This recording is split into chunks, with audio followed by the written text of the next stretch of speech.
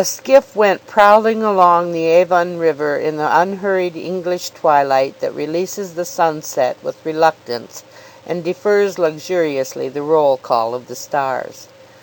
The skiff floated low, for the man alone in it was heavy, and he was in no greater haste than the Northern Light, which was against the traditions, for he was an American business man.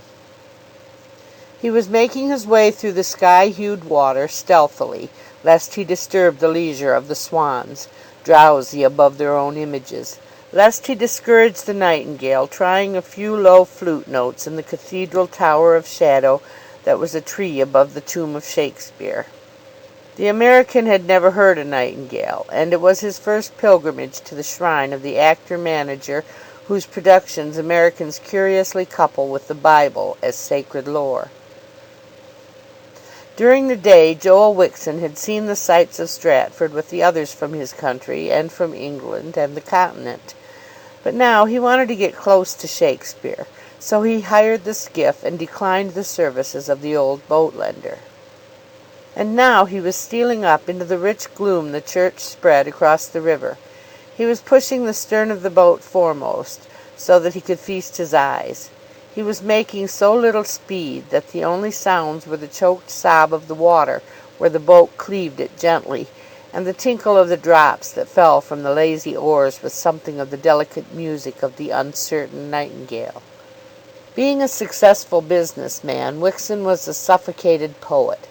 The imagination and the passion and the orderliness that brought him money were the same energies that would have made him a success in verse, but lines were not his line, and he was inarticulate and incoherent when beauty overwhelmed him, as it did in nearly every form. He shivered now before the immediate majesty of the scene, and the historic meanings that enriched it as with an embroidered arras. Yet he gave out no more words than an Aetolian harp shuddering with ecstasy in a wind too gentle to make it audible. In such moods he hunted solitude, for he was ashamed to be seen, afraid to be observed in the raptures that did not belong in the vocabulary of a business man. He had talked at noon about the fact that he and Shakespeare's father were in wool, and he had annoyed a few modest Americans by comparing the petty amount of the elder Shakespeare's trade with the vast total pouring from his own innumerable looms driven with the electricity that the Shakespeares had never dreamed of. He had redeemed himself for his pretended brag by a meek admission, "But I'm afraid my boy will never write another Hamlet."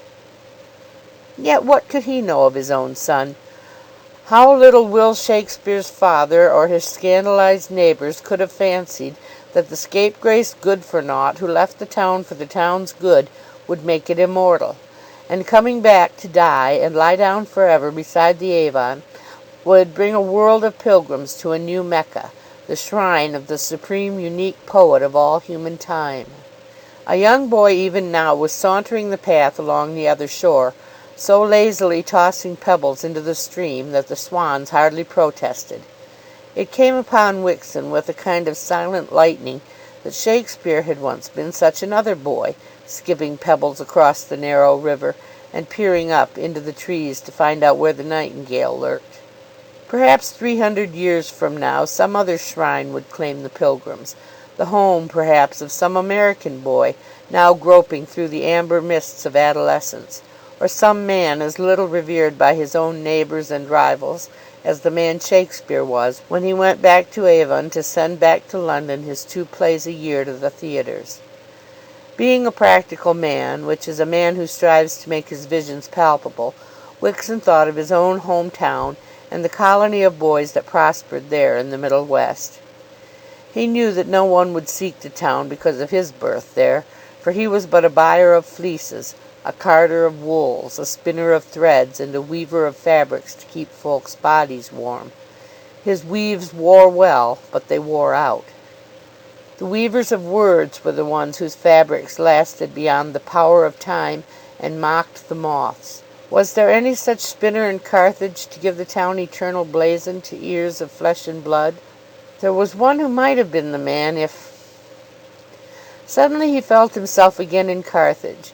There was a river there too, not a little bolt of chatoyant silk like the Avon, which they would have called a crick back there.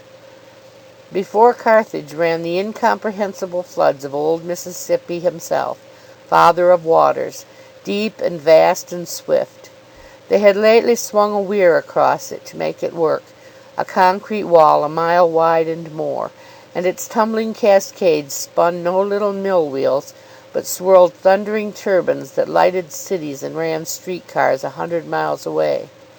And yet it had no Shakespeare. And yet again it might have had if... The twilight was so deep now that he shipped his oars in the gloom and gave himself back to the past. He was in another twilight, only it was the counter twilight between star quench and sun blaze. Two small boys, himself one of them, his sworn chum Luke Mellows the other, meeting in the silent street just as the daytide seeped in from the east and submerged the stars. Joel had tied a string to his big toe and hung it from his window. Luke had done the same. They were not permitted to explode alarm clocks and ruin the last sweets of sleep in either home, so they had agreed that the first to wake should rise and, dress with stealth, slip down the dark stairs of his house into the starlit street and over to the other's home and pull the tow cord. On this morning Luke had been the earlier out, and his triumphant yanks had dragged Joel feet first from sleep and from the bed and almost through the window. Joel had howled protests in shrill whispers down into the gloom, and then, untying his outraged toe, had limped into his clothes and so to the yard. The two children in the huge world, disputed still by the night, had felt in awe of the sky and the mysteries going on there. The envied man who ran up the streets of evenings, lighting the gas street lamps, was abroad again already with his little ladder and his quick insect-like motions, only now he was turning out the lights, just as a similar but invisible being was apparently running around heaven and putting out the stars. Joel remembered saying, "I wonder if they're turning off the stars up there to save gas too." Luke did not like the joke. He said, using the word funny solemnly, "It's funny to see light putting out light. The stars will be there all day, but we won't be able to see 'em for the sun." Wixom thought of this now, and of how Shakespeare's fame had drowned out so many stars. A man had told him that there were hundreds of great writers in Shakespeare's time that most people never heard of. As the boys paused, the air quivered with a hoarse moo, as of a gigantic cow bellowing for her lost calf. It was really a steamboat whistling for the bridge to open the draw and let her through to the south with her raft of logs. Both of the boys called the boat by name, knowing her voice. "It's the Bessie May Brown." They started on a run to the bluff overlooking the river, their short legs making a full mile of the scant furlong.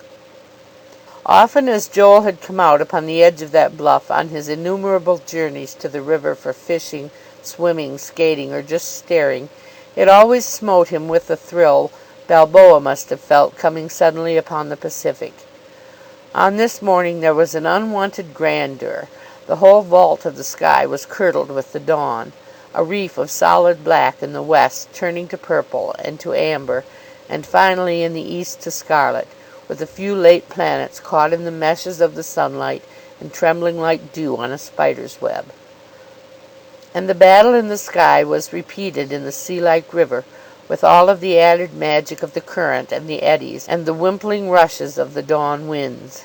On the great slopes were houses and farmsteads throwing off the night, and in the river the Bessie May Brown, her red light and her green light, trailing scarfs of colour on the river as she chuffed and clanged her bell and smote the water with her stern wheel. In the little steeple of the pilot house a priest guided her and her unwieldy acre of logs between the piers of the bridge, whose lanterns were still belatedly aglow on the girders, and again in echo in the flood. Joel filled his little chest with a gulp of morning air and found no better words for his rhapsody than, "Gee, but ain't it great?" To his amazement, Luke, who had always been more sensitive than he, shook his head and turned away. "Gosh, what do you want for 10 cents?" Joel demanded, feeling called upon to defend the worthiness of the dawn. Luke began to cry. He dropped down on his own bare legs in the weeds, and twisted his face and his fists in a vain struggle to fight off unmanly grief. Joel squatted at his side and insisted on sharing the secret, and finally Luke forgot the sense of family honor long enough to yield to the yearning for company in his misery. "I was up here at midnight last night, and I don't like this place any more." "You didn't come all by yourself? Gee!" "No, Mama was here too." "What'd she bring you out here at a time like that for?" "She didn't know I was here." "Didn't know? What's she doing out here then?" "She and Papa had a turble quarrel. I couldn't hear what started it, but finally it woke me up and I listened, and Mama was crying and Papa was swearing, and at last Mama said, 'Oh, I might as well go and throw myself in the river,' and Papa said, 'Good riddance of bad rubbish,' and Mama stopped crying and she says, 'All right,' in an awful kind of a voice, and I heard the front door open and shut." "Gee!" "Well, I jumped into my shirt and pants and slid down the rain pipe and ran along the street, and there, sure enough, was Mama walking as fast as she could. I was afraid to go near her. I don't know why, but I was, so I just sneaked along after her. The street was black as pitch, 'cept for the street lamps, and as she passed every one I could see she was still crying and stumbling along like she was blind. It was so late we didn't meet anybody at all, and there wasn't a light in a single house except Jones's, where somebody was sick, I guess, but they didn't pay any attention, and at last she came to the bluff here, and I follered. When she got where she could see the river, she stopped and stood there, and held her arms out like she was going to jump off, or fly, or something. The moon was up, and the river was so bright you could hardly look at it, and Mama stood there with her arms way out like she was on the cross or something. I was so scared and so cold, I shook like I had a chill. I was afraid she could hear my teeth chatter, and so I dropped down in the weeds and thistles to keep her from seeing me. It was just along about here, too. By and by, Mama kind of broke, like somebody had hit her. Then she began to cry again, and to walk up and down, wringing her hands. Once or twice she started to run down the bluff, and I started to foller, but she stopped like somebody held her back, and I sunk down again.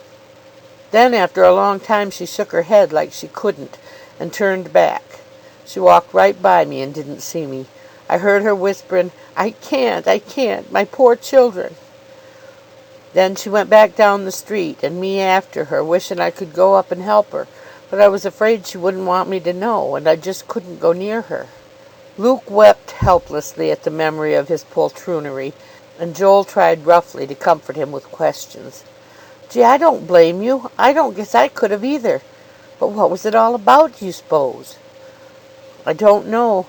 Mama went to the front door, and it was locked, and she stood a long, long while before she could bring herself to knock. Then she tapped on it soft like, and by Papa opened the door and said, 'Oh, you're back, are you?' Then he turned and walked away, and she went in. I could have killed him with a rock if she hadn't shut the door. But all I could do was to climb back up the rain pipe. I was so tired and discouraged I nearly fell and broke my neck, and I wished I had of.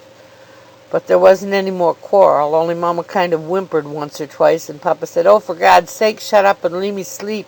I got to open the store in the morning, ain't I?' I didn't do much sleeping, and I guess that's why I woke up first." That was all of the story that Joel could learn. The two boys were shut out by the wall of grown-up life. Luke crouched in bitter moodiness, throwing clods of dirt at early grasshoppers, and reconquering his lost dignity. At last he said, "If you ever let on to anybody what I told you—" "Aw, say!" was Joel's protest. His knighthood as a sworn chum was put in question, and he was cruelly hurt.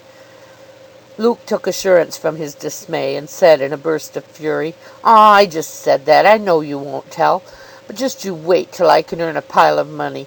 I'll take Mama away from that old scoundrel so fast it'll make his head swim." Then he slumped again. "But it takes so doggone long to grow up, and I don't know how to earn anything." Then the morning of the world caught into its irresistible vivacity the two boys in the morning of their youth, and before long they had forgotten the irremediable woes of their elders, as their elders also forgot the problems of national woes and cosmic despair. The boys descended the sidelong path at a jog, brushing the dew and grasshoppers and the birds from the hazel bushes and the papaw shrubs, and scaring many a dewy rabbit from cover. At the bottom of the bluff the railroad track was the only road along the river, and they began the tormenting passage over the uneven ties with cinders everywhere for their bare feet. They postponed as long as they could the delight of breakfast, and then, sitting on a pile of ties, made a feast of such hard-boiled eggs, cookies, cheese, and crackers as they had been able to wheedle from their kitchens the night before. Their talk that morning was earnest, as boys' talk is apt to be. They debated their futures, as boys are apt to do. Being American boys, two things characterized their plans. One, that the sky itself was the only limit to their ambitions. The other, that they must not follow their father's businesses. Joel's father was an editor. Luke's kept a hardware store. So Joel wanted to go into trade, and Luke wanted to be a writer. The boys wrangled with the shrill intensity of youth. A stranger passing might have thought them about to come to blows, but they were simply noisy with earnestness. Their argument was as unlike one of the debates in Virgil's Eclogues as possible. It was an antistrophe of twang and drawl. "Gee, you durned fool, what you want to go into business for?" "Durned fool your own self, what you want to be a writer for?" Then they laughed wildly, struck at each other in mock hostility, and went on with their all-day walk, returning at night too weary for books or even a game of authors or checkers. Both liked to read, and they were just emerging from the stratum of Old Cap Collier, Nick Carter, the kid-gloved miner, and the steam man, into Ivanhoe, Scottish chiefs, and Cudjoe's cave. They had passed out of the Oliver Optic, Harry Castleman, James Otis era. Joel Wixon read for excitement, Luke Mellows for information as to the machinery of authorship. Young as they were, they went to the theatre, to the opera house, which never housed opera. Joel went often and without price, since his father, being an editor, had the glorious prerogative of comps. Perhaps that was why Luke wanted to be a writer. Mr. Mellows, as hard as his own ware, did not believe in the theatre, and could not be bullied or wept into paying for tickets. But Luke became a programme boy and got in free, a precious privilege he kept secret as long as possible, and lost as soon as his father noticed his absences from home on play nights. Then he was whipped for wickedness and ordered to give up the theatre forever. Perhaps Luke would never suffer again so fiercely as he suffered from that denial. It meant a free education and a free revel in the frequent performances of Shakespeare, and of repertory companies that gave such triumphs as East Lynne and Camille, not to mention the road companies that played the uproarious Peck's Bad Boy, Over the Garden Wall, Skipped by the Light of the Moon, and the Charles Hoyt Screamers. The theatre had been a cloud-veiled Olympus of mystic exaltations, of divine terrors, and of ambrosial laughter. But it was a bad influence. Mr. Mellows's theories of right and wrong were as simple and sharp as his own knives. Whatever was delightful and beautiful and laughterful was manifestly wicked, God having plainly devised the pretty things as baits for the devil's fishhooks. Joel used to tell Luke about the plays he saw, and the exile's heart ached with envy. They took long walks up the river or across the bridge into the wonderlands that were overflowed in high water times, and they talked always of their futures. Boyhood was a torment, a slavery. Heaven was just over the 21st birthday. Joel got his future, all but the girl he planned to take with him up the grand stairway of the palace he foresaw. Luke missed his future, and his girl, and all of his dreams. Between the boys and their manhood stood, as usual, the fathers, strange monsters, ogres who seemed to have forgotten at the top of the beanstalk that they had once been boys themselves down below. After the early and unceasing misunderstandings as to motives and standards of honor and dignity came the civil war over education. Wouldn't you just know that each boy would get the wrong dad? Joel's father was proud of Luke and not of Joel. He had printed some of Luke's poems in the paper, and called him a precocious native genius. Joel's father wished that his boy could have had his neighbour's boy's gift. It was his sorrow that Joel had none of the artistic leanings that are called gifts. He regretfully gave him up as one who would not carry on the torch his father had set out with. He could not force his child to be a genius, but he insisted that Joel should have an education. The editor had found himself handicapped by a lack of the mysterious enrichment that a tour through college gives the least absorbent mind. He was determined to provide it for his boy, though Joel felt that every moment's delay in leaping into the commercial arena was so much delay in arriving at gladiatorial eminence. Luke's father had had even less education than Editor Wixon, but he was proud of it. He had never gone far in the world, but he was one of those men who are automatically proud of everything they do, and derive even from failure or humiliation a savage conceit. He made Luke work in his store or out of it as a delivery boy during vacations from such school terms as the law required. He saw the value of education enough to make out bills and write dunning letters. Books to him meant the doleful books that bookkeepers keep. As for any further learning, he thought it a waste of time, a kind of wantonness. He felt that Providence had intentionally selected a cross for him in the son who was wicked and foolish enough to want to read stories and see plays and go to school for years instead of going right into business. The thought of sending his boy through a preparatory academy and college and wasting his youth on nonsense was outrageous. It maddened him to have the boy plead for such folly. He tried in vain to whip it out of him. Joel's ideas of education were exactly those of Mr. Mellows, but he did not like Mr. Mellows because of the anguish inflicted on Luke. Joel used to beg Luke to run away from home, but that was impracticable for two reasons. Luke was not of the runaway sort, but meek and shy and obedient to a fault. Besides, while a boy can run away from school, he cannot easily run away to school. If he did, he would be sent back. And if he were not sent back, how was he to pay for his tuition and his board and books and clothes? It was Luke's influence that sent Joel away to boarding school. He so longed to go himself that Joel felt it foolish to deny himself the godlike opportunity. So Luke went to school vicariously in Joel, as he got his other experiences vicariously in books.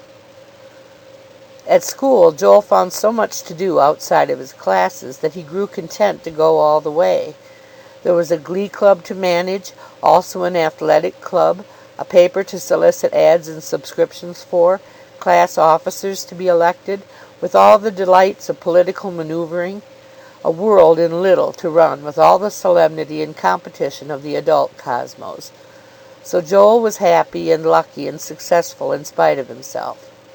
The day after Joel took train up the river to his academy, Luke took the position his father secured for him, and entered the little back room where the Butterfly Bottling Works kept its bookkeepers on high stools.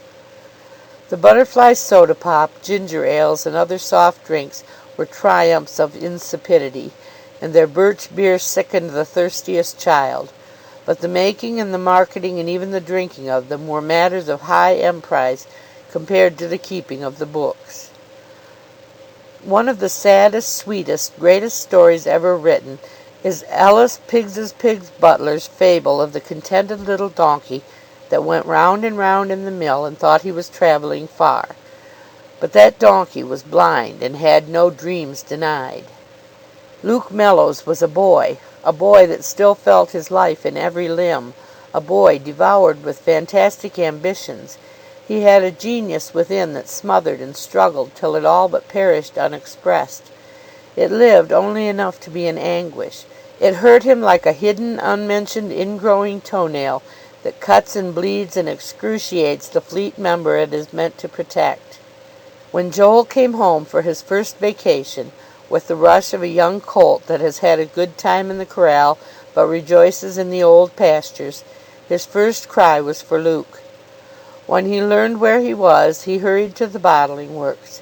He was turned away with the curt remark that employees could not be seen in business hours. In those days there were no machines to simplify and verify the bookkeeper's treadmill task, and business hours were never over. Joel left word at Luke's home for Luke to call for him the minute he was free. He did not come that evening nor the next. Joel was hurt more than he dared admit. It was Sunday afternoon before Luke came round, a different Luke, a lean, wan, worn-out shred of a youth. His welcome was sickly. "Gee, Manently!" Joel roared. "I thought you was mad at me about something. You never came near." "I wanted to come," Luke croaked, "but nights I'm too tired to walk anywheres. And besides, I usually have to go back to the office." "Gee, that's damn tough," said Joel, who had grown from darn to damn. Thinking to light Luke up with a congenial theme, Joel heroically forbore to describe the marvels of academy life, and asked, "What you been reading lately? A little bit of everything, I guess, eh?" "A whole lot of nothing," Luke sighed. "I got no strength for reading by the time I shut my ledgers. I got to save my eyes, you know. The light's bad in that back room." "What you been writing, then?" "Miles of figures and entries about 1 gross bottles lemon, 2 gross sarsaparilla, 1 gross empties returned." "No more poetry?" "No more nothing." Joel was obstinately cheerful. "Well, you been making money anyways. That's something." "Yeh. I buy my own shoes and clothes now, and pay my board and lodging at home, and Pa puts the $2 that's left into the savings bank. I got nearly $30 there now. I'll soon have enough for a winter suit and overcoat." "Gee, can't you go buggy riding even with Kit?" "I could if I had the time and the price, and if her ma wasn't so poorly that Kitty can't get away. I go over there Sunday afternoons sometimes, but her ma always hollers for her to come in. She's afraid to be alone. Kit's had to give up the high school account of her ma." "How about her going away to be a great singer?" Luke grinned at the insanity of such childish plans. "Oh, that's all off. Kit can't even practice any more. It makes her mother nervous. And Kit had to give up the church choir, too. You'd hardly know her. She cries a lot about looking so scrawny. Of course I tell her she's prettier than ever, but that only makes her mad. She can't go to sociables or dances or picnics, and if she could, she's got no clothes. We don't have much fun together, just sit and mope, and then I say, 'Well, guess I'd better mosey on home,' and she says, 'All right. See you again next Sunday, I s'pose. Goodbye.'" The nightingale annoyed the owl and was hushed, and the poet rhymed sums in a day book. The world waited for them and needed them without knowing it. It would have rewarded them with thrilled attention and wealth and fame, but silence was their portion, silence and the dark and an ache that had no voice. Joel listened to Luke's elegy and groaned. "Gee!" But he had an optimism like a powerful spring, and it struck back now with a whir. "I'll tell you what, Luke, just you wait till I'm rich. Then I'll give you a job as vice president, and you can marry Kitty and live on Broadway in New York." "I've got over believing in Sandy Claus," said Luke. Joel saw little of him during this vacation, and less during the next. Being by nature a hater of despair, he avoided Luke. He had fits of remorse for this, and once he dared to make a personal appeal to old Mr. Mellows to send Luke away to school.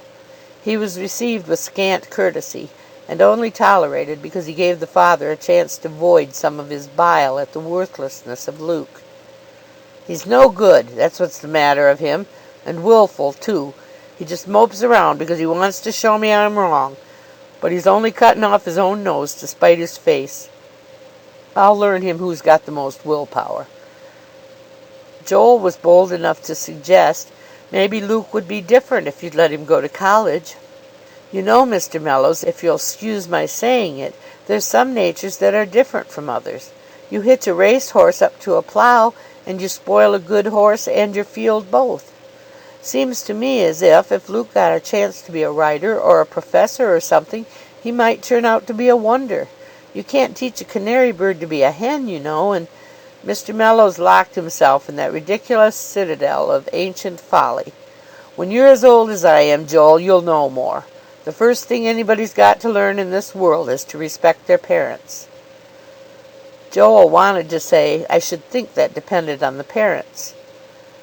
But of course he kept silent, as the young usually do when they hear the old maundering, and he gave up as he heard the stupid dolt returning to his old refrain. "I left school when I was 12 years old. Ain't had a day since, and I can't say as I've been exactly a failure. Best hardware store in Carthage, and holding my own in spite of bad business." Joel slunk away, unconvinced but baffled. One summer he brought all his pressure to bear on Luke to persuade him to run away from his job and strike out for the big city where the big opportunities grew. But Luke shook his head. He lacked initiative. Perhaps that was where his talent was not genius. It blistered him, but it made no steam. Shakespeare had known enough to leave Stratford. He had had to hold horses outside the theatre, and even then he had organized a little business group of horse holders called Shakespeare's Boys. He had the business sense, and he forced his way into the theatre and became a stockholder. Shakespeare was always an adventurer. He had to work in a butcher's shop, but before he was 19 he was already married to a woman of 26, and none too soon for the first child's sake. Luke Mellows had not the courage or the recklessness to marry Kitty, though he had as good a job as Shakespeare's. Shakespeare would not let a premature family keep him from his ambition. He was 21 when he went to London, but he went. London was a boom town then, about the size of Trenton or Grand Rapids or Spokane, and growing fast. Boys were running away from the farms and villages as they always have done. Other boys went to London from Stratford. John Sadler became a big wholesale grocer, and Richard Field a publisher. They had as various reasons then as now. But the main thing was that they left home. That might mean a noble or a selfish ambition, but it took action. Luke Mellows would not go. He dreaded to abandon his mother to the father who bullied them both. He could not bear to leave Kitty alone with the wretched mother who ruled her with tears. Other boys ran or walked away from Carthage, some of them to become failures, and some half successes, and some of them to acquire riches and power. And other boys stayed at home. Girls, too, had won obscurity by inertia, or had swung into fame. Some of the girls had stayed at home and gone wrong there. Some had gone away in disgrace, and redeemed or damned themselves in larger parishes. There were Aspasias and Joans of Arc in miniature, minor Florence Nightingales and Melbas and Rosa Bonheurs. But they had all had to leap from the nest and try their wings. Of those that did not take the plunge, none made the flight. Cowardice held some back, but the purest self-sacrifice others. Joel felt that there ought to be a heaven for these latter, yet he hoped that there was no hell for the former. For who can save himself from his own timidity, and who can protect himself from his own courage? Given that little spur of initiative, that little armor of selfish indifference to the clinging hands at home, and how many a soul might not have reached the stars? Look at the women who were crowding the rolls of fame of late just because all womankind had broken free of the apron strings of alleged respectability. Joel had no proof that Luke Mellows would have amounted to much. Perhaps if he had ventured over the nest's edge he would have perished on the ground, trampled into dust by the fameward mob, or devoured by the critics that pounce upon every fledgling and suck the heart out of all that cannot fling them off. But Joel could not surrender his childhood faith that Luke Mellows had been meant for another Shakespeare. Yet Mellows had never written a play or an act of a play. But for that matter, neither had Shakespeare before he went to London. He was only a poet at first, and some of his poems were pretty poor stuff, if you took Shakespeare's name off it. And his first poems had to be published by his fellow townsman Field. There were the childish poems by Luke Mellows that Joel's father had published in the Carthage Clarion. Joel had forgotten them utterly, and they were probably meritorious of oblivion. But there was one poem Luke had written that Joel memorized. It appeared in the Clarion years after Joel was a success in wool. His father still sent him the paper, and in one number Joel was rejoiced to read these lines: The Anonymous by Luke Mellows. Sometimes at night within a wooded park, like an ocean cavern fathoms deep in bloom, sweet scents like hymns from hidden flowers fume, and make the wanderer happy, though the dark obscures their tint, their name, their shapely bloom. So in the thick-set chronicles of fame there hover deathless feats of souls unknown. They linger like the fragrant smoke wreaths blown from liberal sacrifice, gone face and name. The deeds, like homeless ghosts, live on alone. Wixon, seated in the boat on Avon, and lost in such dust that he could hardly see his hand upon the idle oar, recited the poem softly to himself, intoning it in the deep voice one saves for poetry. It sounded wonderful to him in the luxury of hearing his own voice upon the water and indulging his own memory.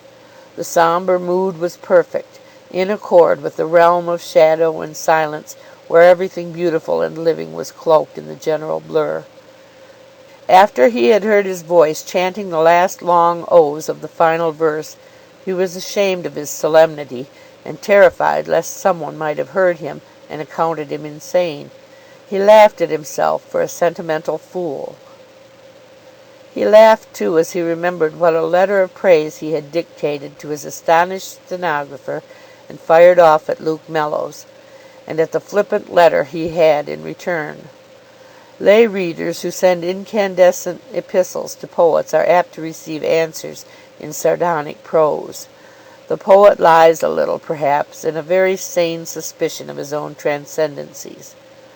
Luke Mellows had written, "Dear old Joel, I sure am much obliged for your mighty handsome letter. Coming to one of the least successful wool gatherers in the world from one of the most successful wool distributors, it deserves to be highly prized, and is. I will have it framed and handed down to my heirs, of which there are more than there will ever be looms. You ask me to tell you all about myself. It won't take long.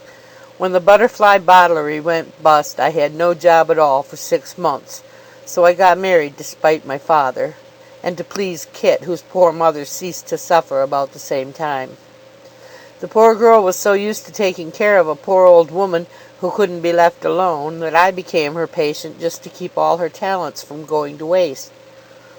The steady flow of children seems to upset the law of supply and demand, for there is certainly no demand for more of my progeny, and there is no supply for them, but somehow they thrive. I am now running my father's store, as the old gentleman had a stroke and then another. The business is going to pot as rapidly as you would expect, but I haven't been able to kill it off quite yet. Thanks for advising me to go on writing immortal poetry. If I were immortal I might, but that fool thing was the result of about 10 years' hard labor. I tried to make a sonnet of it, but I gave up at the end of the decade and called it Whatever It Is. Your father's paper published it free of charge, and so my income from my poetry has been 1/10 of nothing per annum. Please don't urge me to do any more. I really can't afford it." The poem was suggested to me by an ancient fit of blues over the fact that Kit's once so beautiful voice would never be heard in song, and by the fact that her infinite goodnesses will never meet any recompense or even acknowledgment. I was bitter the first 5 years, but the last 5 years I began to feel how rich this dark old world is in good, brave, sweet, lovable, heartbreakingly beautiful deeds that simply cast a little fragrance on the dark and are gone. They perfume the night, and the busy daylight dispels them like the morning mists that we used to watch steaming and vanishing above the old river. The Mississippi is still here, still rolling along its eternal multitudes of snows and flowers and fruits and fish and snakes and dead men and boats and trees. They go where they came from, I guess, in and out of nothing and back again. It is a matter of glory to all of us that you are doing so nobly. Keep it up and give us something to brag about in our obscurity. Don't worry, we are happy enough in the dark. We have our bat-like sports and our owl-like prides, and the full sun would blind us and lose us our way. Kit sends you her love, and blushes as she says it. That is a very daring word for such shy moles as we are, but I will echo it. Yours for old sake's sake, Luke. Vaguely remembering this letter now, Joel inhaled a bit of the merciful chloroform that deadens the pain of thwarted ambition. The world was full of men and women like Luke and Kit. Some had given up great hopes because they were too good to tread others down in their quest. Some had quenched great talents because they were too fearsome or too weak or too lazy to feed their lamps with oil and keep them trimmed and alight. Some had stumbled through life darkly with no gifts of talent, without even appreciation of the talents of others or of the flower-like beauties that star the meadows. Those were the people he had known. And then there were the people he had not known, the innumerable caravan that had passed across the earth while he lived, the inconceivable hosts that had gone before, tribe after tribe, generation upon generation, nation at the heels of nation, cycle on era on age, and the backward perpetuity from everlasting unto everlasting. People, peoples, poor souls, until the thronged stars that make a dust of the Milky Way were a lesser mob. Here in this graveyard at Stratford lay men who might have overtopped Shakespeare's glory if they had but had a mind to. Some of them had been held in higher esteem in their town, but they were forgotten, their names levelled with the surface of their fallen tombstones. Had he not cried out in his own hamlet, "O God, I could be bounded in a nutshell and count myself a king of infinite space, were it not that I have bad dreams, which dreams indeed are ambition, for the very substance of the ambitious is merely the shadow of a dream, and I hold ambition of so airy and light a quality that it is but a shadow's shadow." After all, the greatest of men were granted but a lesser oblivion than the least, and in that overpowering thought there was a strange comfort, the comfort of misery finding itself in an infinite company. The night was thick upon Avon. The swans had gone somewhere. The lights in the houses had a sleepy look. It was time to go to bed. Joel yawned with the luxury of having wearied his heart with emotion. He had thought himself out for once. It was good to be tired. He put his oars into the stream, and dipping up reflected stars, sent them swirling in a doomsday chaos after him, with the defiant revenge of a proud soul who scorns the universe that grinds him to dust. The old boatman was surly with waiting. He did not thank the foreigner for his liberal largeness, and did not answer his good night. As Wixon left the river and took the road for his hotel, the nightingale, that forever anonymous nightingale, only one among the millions of forgotten or throttled songsters, revolted for a moment or two against the stifling doom, and shattered it with a wordless sonnet of fierce and beautiful protest. The tawny-throated! What triumph! Hark! What pain! It was as if Luke Mellows had suddenly found expression in something better than words, something that any ear could understand, an ache that rang. Wixon stopped, transfixed as by flaming arrows. He could not understand what the bird meant, or what he meant, nor could the bird. But as there is no laughter that eases the heart like unpacking it of its woes in something beyond wording, so there is nothing that brightens the eyes like tears gushing without shame or restraint. Joel Wixon felt that it was a good, sad, mad world, and that he had been very close to Shakespeare, so close that he heard things nobody had ever found the phrases for, things that cannot be said but only felt, and transmitted rather by experience than by